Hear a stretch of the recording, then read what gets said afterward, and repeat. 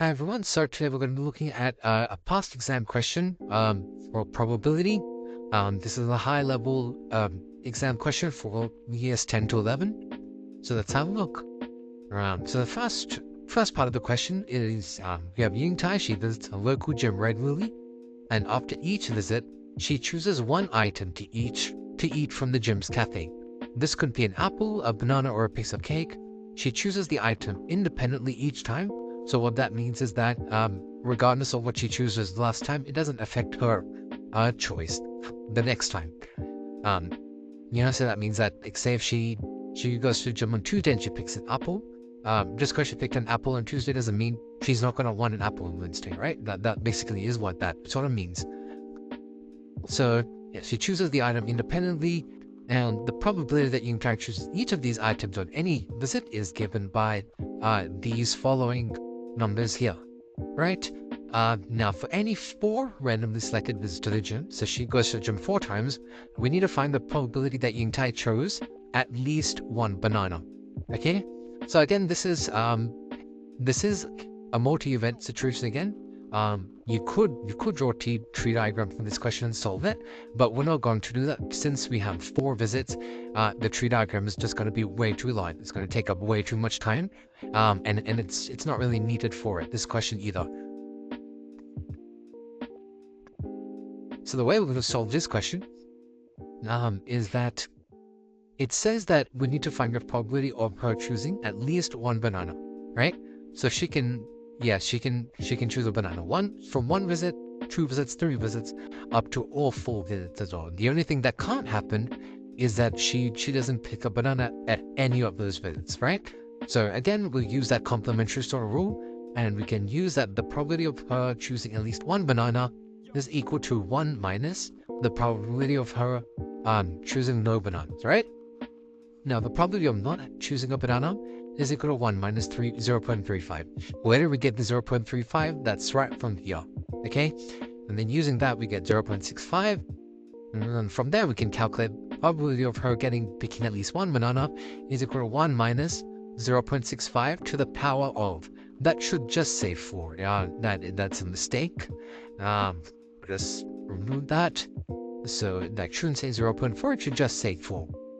And the reason we have 4 over here is because she has 4 visits to the gym. So the probability of her not picking a banana 4 times, that's why we do it to the power of 4. And that gives us this final solution here. And thus the probability that she will pick at least 1 banana from her 4 random visits to the gym. Next question is, we need to find the probability of her picking the same item each time, right? So if we look at the solution for that, we know that the probability of her picking an apple is 0.2, the probability of her picking a banana is 0.35, and the probability of her picking a piece of cake was 0.45. So if you want to find the probability of her picking the same item each time, she can either pick this 4 times in a row, that's what I've done to the power of 4, or she can pick this 4 times in a row, or she can pick this 4 times in a row. So if you add up all those probabilities together, we'll get this final solution here.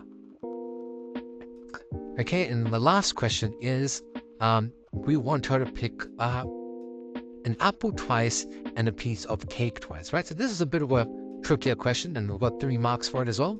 So I'll give you a look at how we solve this one. So basically what we want is the probability of her picking an apple is 0.2, the probability of her picking cake is 0.45, and the probability of her picking a banana is 0.35. Now, we want an apple twice, so we've done that to the power of 2. We want the cake twice, so we've done that to the power of 2.